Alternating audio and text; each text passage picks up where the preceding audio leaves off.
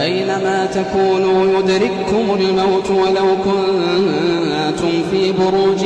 مشيدة وإن تصبهم حسنة يقولوا هذه من عند الله وإن تصبهم سيئة يقولوا هذه من عندك قل كل من عند الله فما لهؤلاء القوم لا يكادون يفقهون حديثا ما أصابك من حسنة فمن الله وما أصابك من سيئة فمن نفسك وأرسلناك للناس رسولا وكفى بالله شهيدا.